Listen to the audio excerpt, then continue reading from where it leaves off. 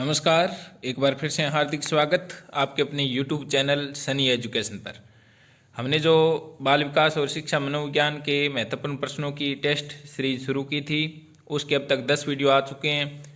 आज का वीडियो आगामी परीक्षा के लिए बहुत ही महत्वपूर्ण है, इसलिए वीडियो को पूरा देखें। यदि वीडियो पसंद आता है तो वीडियो को लाइक करें, अपने मित्रों में ज़्यादा से ज़्यादा शेयर करें और चैनल को सब्सक्राइब जरूर करें। तो शुरू करते हैं। आज का पहला प्रश्न हमारे पास, किसे ज्ञान का द्वार कहा जाता है? बहुत ही अच्छा प्रश्न है पहला, कि किसे ज्ञान का द्वार कहा जाता है। ऑप्शन हमारे पास पहला, संवेदना को, अभिप्रेरणा को, बुद्धि को या अधिगम को। इनमें से जो हमारे पास पहला ऑप्शन है संवेदना, उसको ज्ञान का द्वार कहा जाता है। उसके बाद में हमारे पास 2 नंबर प्रश्न, आदतें व्यक्तित्व का आवरण होती है, किसने कहा था? तो हमारे पास ऑप्शन क्लेपर, डेल, गेरेट और मर्सेल। तो इनमें से किसने कहा था? हमारे पास पहला जो ऑप्शन है क्लेपर ने कहा था कि आदतें व्यक्तित्व का आवरण होती है। उसके बाद में हमारे पास 3 नंबर प्रश्न, बहुत ही अच्छा प्रश्न, किसके अनुसार संवेदनाएं ज्ञान के मार्ग में आने वाली पहली वस्तुएं हैं?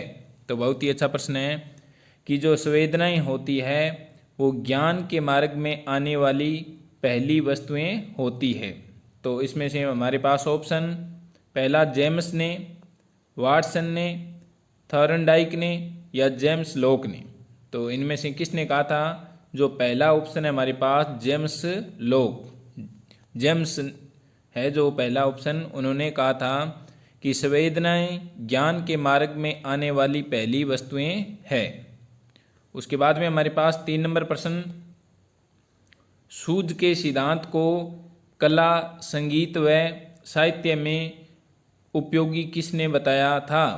जो सूझ का सिद्धांत है उसको कला, संगीत और साहित्य में उपयोगी किसने बताया था? ऑप्शन है हमारे पास वाटसन, स्किनर, क्रो और क्रो या जॉन लॉक। इसमें जो हमारे पास 3 नंबर ऑप्शन है क्रो एंड क्रो, उन्होंने सूझ के सिद्धांत को कला, संगीत व साहित्य में सबसे उपयोगी बताया है। उसके बाद हमारे पास 5 नंबर प्रश्न, ज्ञान प्राप्ति की पहली सीढ़ी, बहुत ही अच्छा प्रश्न, ज्ञान प्राप्ति की पहली सीढ़ी किसे माना जाता है? तो किसे माना जाता है? ऑप्शन हमारे पास संवेदना को, अभिप्रेरणा को, बुद्धि को या अधिगम को। तो ज्ञान प्राप्त करने की पहली सीढ़ी कौन सी है? संवेदना को माना जाता है। उसके बाद में हमारे पास 6 नंबर प्रश्न, किसी भी व्यक्ति का आवेश में आकर भड़क जान उठना ही संवेग है, किसने कहा था? बहुत ही अच्छा प्रश्न, कि किसी भी व्यक्ति का आवेश में आकर भड़क उठना ही संवेग है, किसने कहा था? हमारे पास option Jersild, Watson, Greenfield, B.F. Skinner. तो यह किसने कहा था? जो पहला ऑप्शन हमारे पास जरसील्ड, उन्होंने कहा था कि किसी भी व्यक्ति का आवेश में आकर भड़क उठना ही संवेग है। बहुत ही अच्छा प्रश्न। उसके बाद में हमारे पास 7 नंबर प्रश्न, किसके अनुसार मूल प्रवृत्तियां उछाल पट्टों की तरह कार्य करती है? जो मूल प्रवृत्तियां होती है वो उछाल पट्टों की तरह कार्य करती है। तो किसने कहा था? हमारे पास option McDougall, B.F. Skinner, Galton या पियर्सन। तो यह किसने कहा था? 1 नंबर ऑप्शन मैकडूगल ने कहा था। उसके बाद में हमारे पास 8 नंबर प्रश्न, किसके अनुसार अनुक्रिया प्रारंभ करने तथा बनाए रखने में भूख, प्यास, यौन जैसे जैविकीय प्रनोदों की महत्वपूर्ण भूमिका होती है? बहुत ही अच्छा प्रश्न। हमारे पास ऑप्शन भाटिया, थॉर्नडाइक, डगलस या क्लार्क हल। तो इसमें जो हमारे पास 4 नंबर ऑप्शन है क्लार्क हल, उन्होंने कहा था कि किसी भी अनुक्रिया को प्रारंभ करने या बनाए रखने में भूख, प्यास, यौन जैसे जैविकीय प्रणोदों की महत्वपूर्ण भूमिका होती है। उसके बाद में हमारे पास 9 नंबर प्रश्न, व्यक्तित्व मापन की प्रमुख प्रक्षेपी विधि नहीं है। तो बहुत ही अच्छा प्रश्न है कि कौन सी प्रक्षेपी विधि नहीं है। 1 नंबर ऑप्शन हमारे पास प्रासंगिक अंतर्बोध परीक्षण, ये तो प्रक्षेपी विधि होती है। उसके बाद में 2 नंबर बाल अंतर्बोध परीक्षण, ये भी प्रक्षेपी विधि होती है। उसके बाद में स्याही धब्बा परीक्षण, ये भी प्रक्षेपी विधि होती है।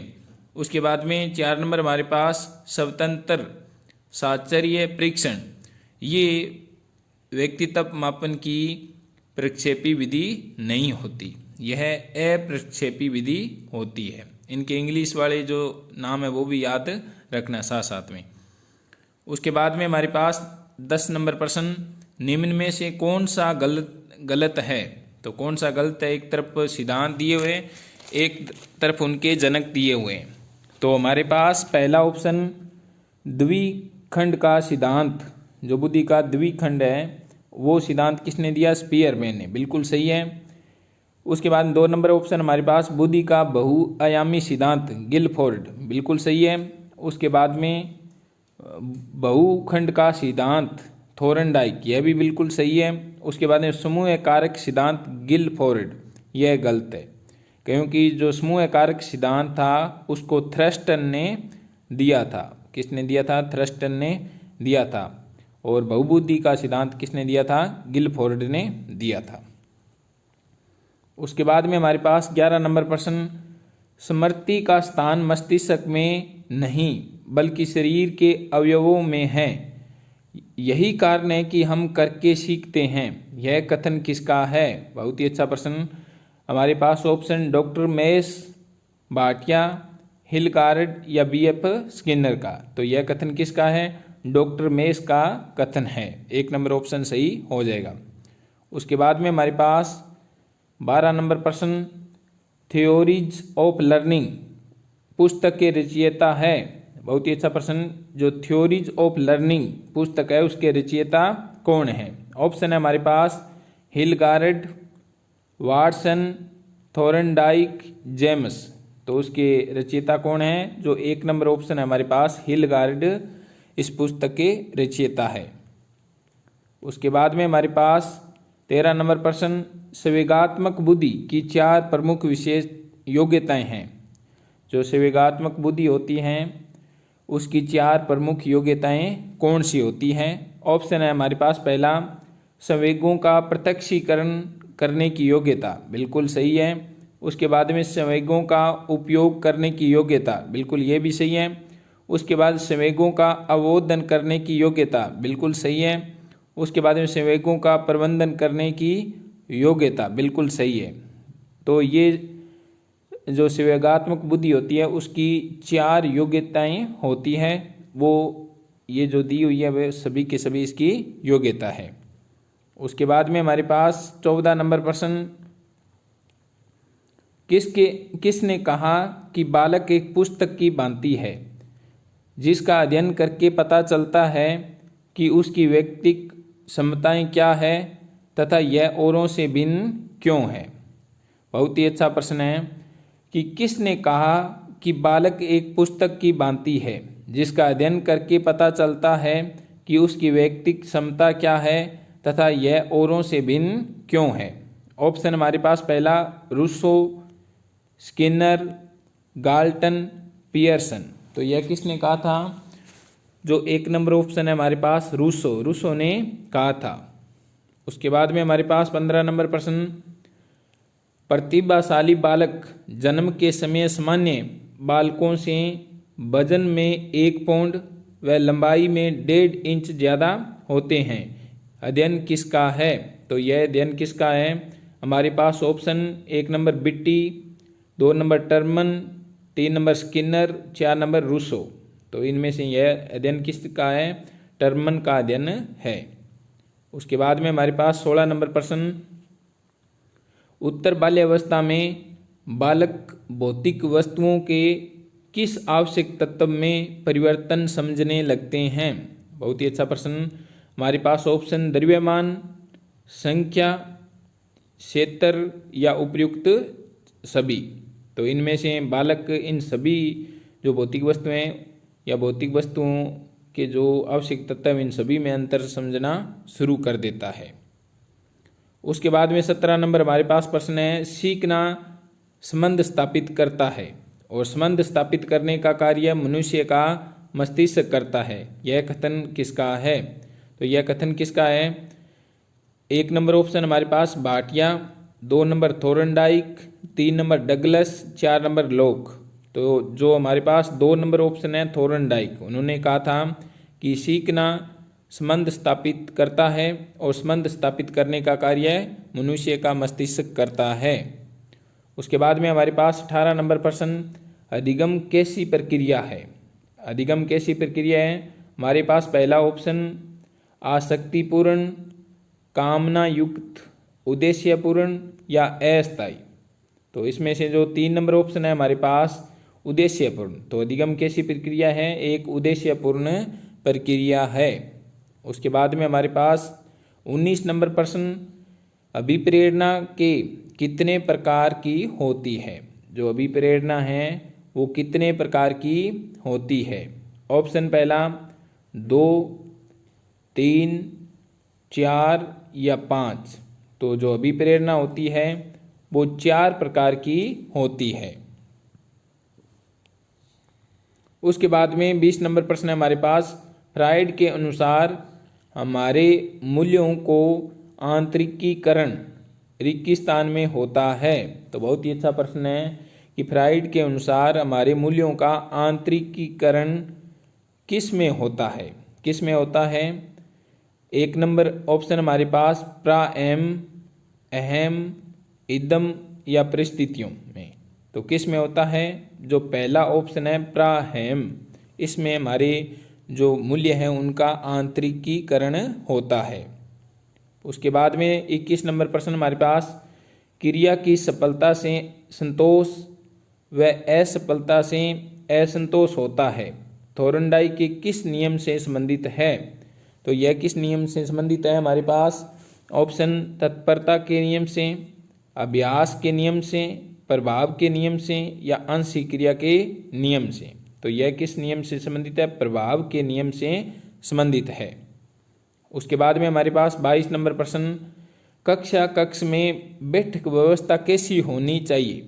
तो कक्षा कक्ष में बैठक व्यवस्था कैसी होनी चाहिए? ऑप्शन पहला, कक्षा कक्ष में कराई जा रही गतिविधियों के अनुरूप रोज एक जैसी होनी चाहिए। 3 नंबर ऑप्शन है हमारे पास, एक ही लाइन में बच्चों को बैठाना चाहिए। 4 नंबर, इस प्रकार से हो कि वे एक दूसरे से बातचीत न कर सके। तो इसमें से हमारे पास जो पहला ऑप्शन है कि कक्षा कक्ष में कराई जा रही गतिविधियों के अनुरूप कक्षा कक्ष की बैठक होनी चाहिए। तो 1 नंबर ऑप्शन सही हो जाएगा। उसके बाद में हमारे पास 23 नंबर प्रश्न, मैं अपनी चाबियां मेरे टेलीफोन के पास ही की खूंटी पर टांगता था। अब मैंने चाबियां रखने की जगह बदल दी है, फिर भी मैं चाबियां लेने खूंटी के पास जाता हूँ, उक्त उदाहरण है। तो हमारे पास ऑप्शन अनुबंधन का, प्रयत्न एवं भूल का, लापरवाही या अभिप्रेरणा। तो यह किसका उदाहरण है? यह अनुबंधन का उदाहरण है। उसके बाद में हमारे पास 24 नंबर प्रश्न, अधिगम को कहते हैं। हमारे पास अधिगम को क्या कहते हैं? अधिगम को कौशल कहा जाता है। उसके बाद में हमारे पास 25 नंबर प्रश्न है, अभिप्रेरणा के प्रकार है।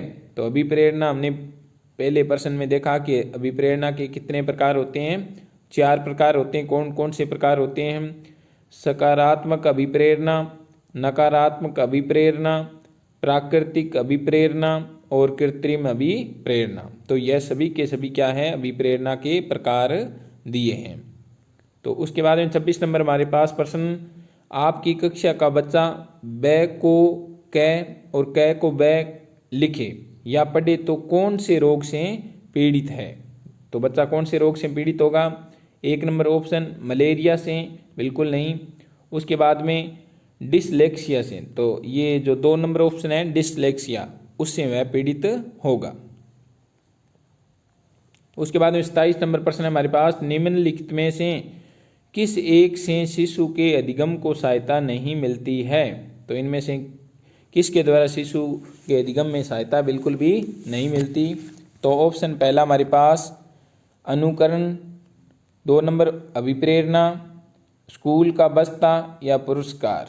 तो इनमें से किसके द्वारा अधिगम में कोई सहायता नहीं मिलती? तो 3 नंबर जो ऑप्शन है स्कूल का बस्ता।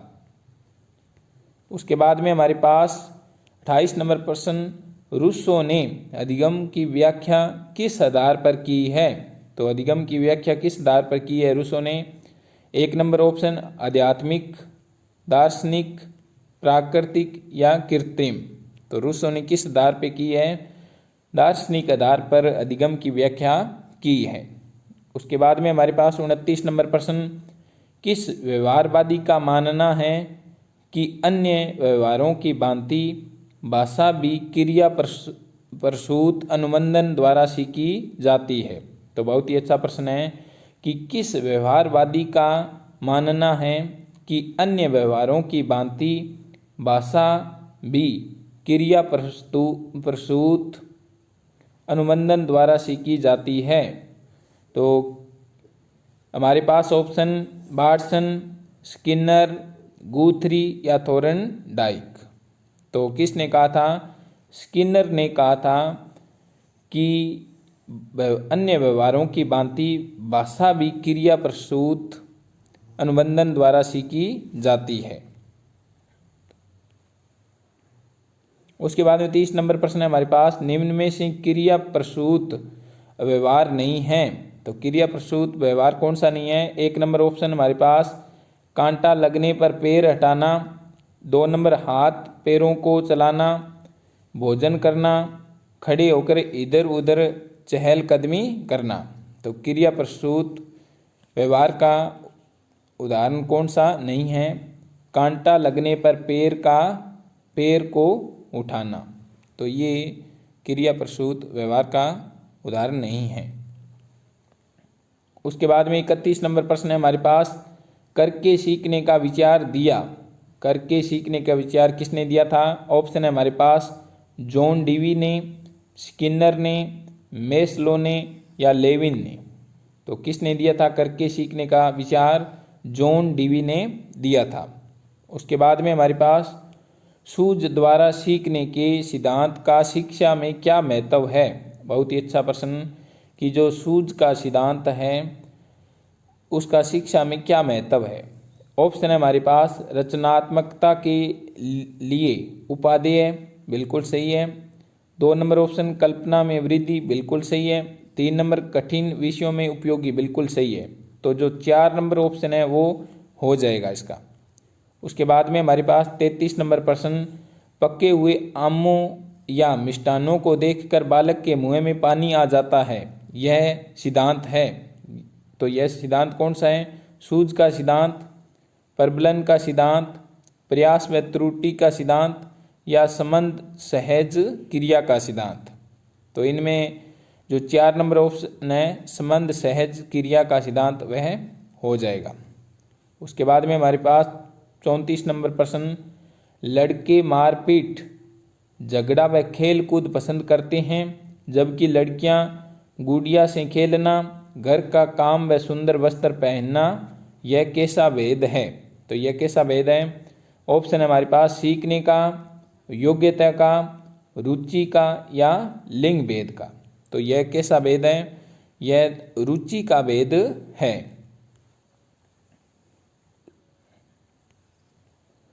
उसके बाद में 36 नंबर हमारे पास प्रश्न है, 2 बालकों में समान मानसिक योग्यता नहीं होती। बहुत ही अच्छा प्रश्न है कि 2 बालकों में समान मानसिक योग्यता नहीं होती, यह कथन किसका है?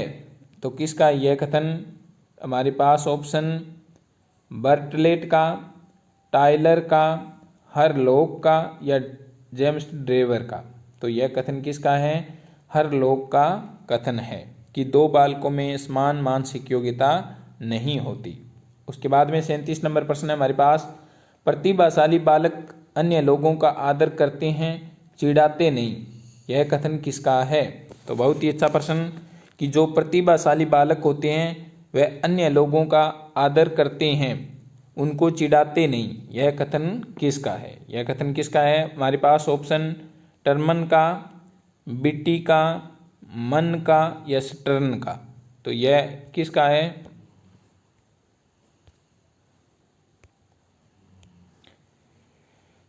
तो 37 नंबर के अंदर हो जाएगा बिट्टी। बिट्टी के अनुसार प्रतिभाशाली बालक अन्य लोगों का आदर करते हैं और उनको चिढ़ाते नहीं हैं।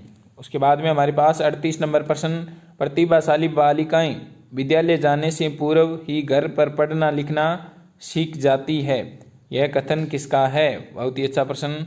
हमारे पास ऑप्शन टर्मन का, रूसो का, गाल्टन का या BF स्किनर का। तो यह कथन किसका है?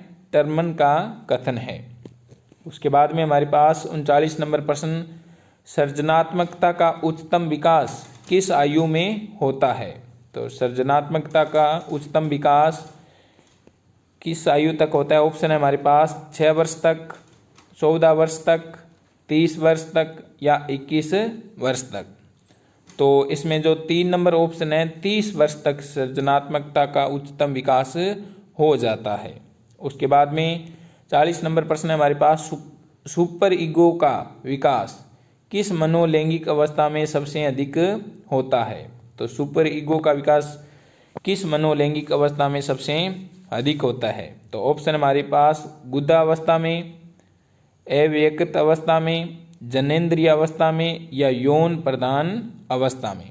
तो इसके अंदर जो 2 नंबर ऑप्शन है अव्यक्त अवस्था में सबसे अधिक सुपर ईगो का विकास होता है।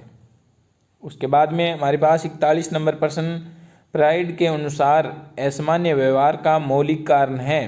तो फ्राइड के अनुसार असामान्य व्यवहार का मौलिक कारण कौन सा है? ऑप्शन है हमारे पास प्रतिगमन, आंशिक दमन, पूर्ण दमन या कोई नहीं। तो इसका 41 नंबर के अंदर हमारे पास जो 2 नंबर ऑप्शन है वह हो जाएगा।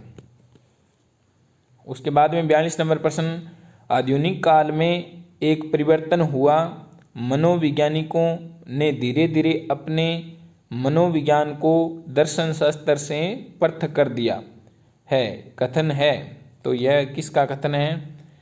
ऑप्शन है हमारे पास रायबरन का, ड्यूई का, इम्बिल का या गेरिट का। तो यह किसका कथन है कि आधुनिक काल में एक परिवर्तन हुआ, मनोवैज्ञानिकों ने धीरे धीरे अपने मनोविज्ञान को दर्शन शास्त्र से पृथक कर लिया। तो यह किसका कथन है? हमारे पास जो पहला ऑप्शन है रायबरन, उसका कथन है। तो पहला ऑप्शन सही हो जाएगा। उसके बाद में 43 नंबर, अपनी आत्मा में देखना ही अंतः दर्शन है। तो अपनी आत्मा को देखना या अपनी आत्मा में देखना ही अंतः दर्शन है। तो यह कथन किसका है?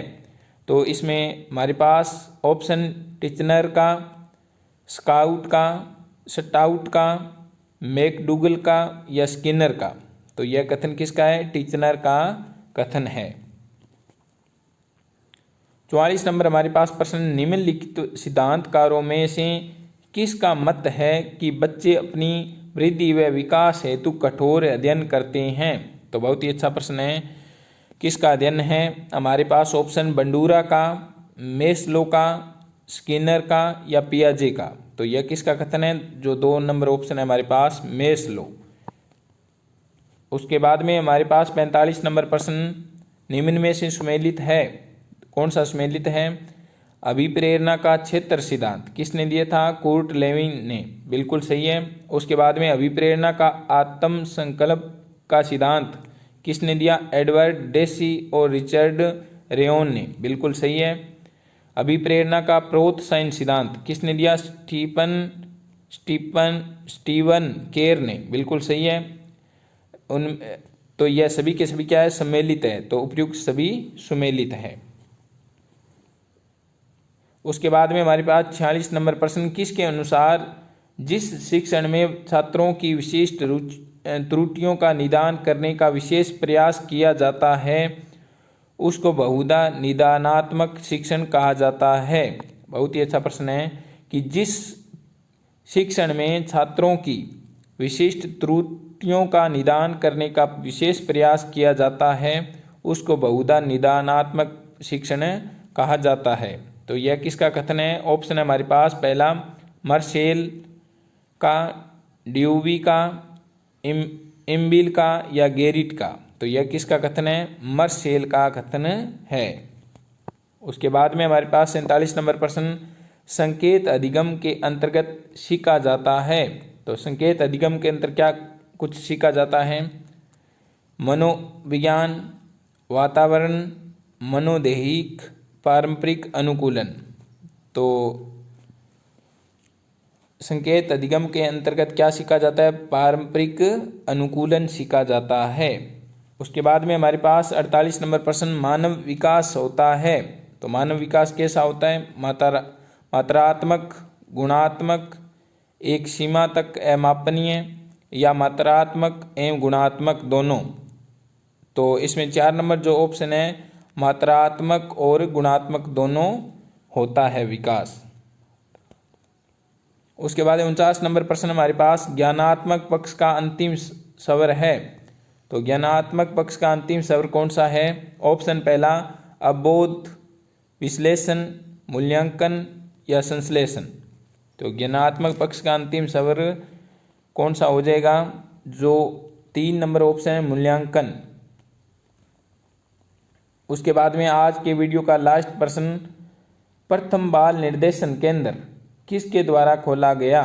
तो प्रथम बाल निर्देशन केंद्र किसके द्वारा खोला गया? ऑप्शन है हमारे पास प्लेटो द्वारा, विलियम हिली द्वारा, डार्विन द्वारा या रूसो द्वारा। तो यह किसके द्वारा खोला गया था? जो 2 नंबर ऑप्शन है विलियम हिली द्वारा। तो ये थे आज के वीडियो के 50 प्रश्न। वीडियो कैसा लगा कमेंट बॉक्स में ज़रूर बताएं और यदि आप इसकी PDF प्राप्त करना चाहते हो तो हमारी टेलीग्राम को ज्वाइन करें। धन्यवाद।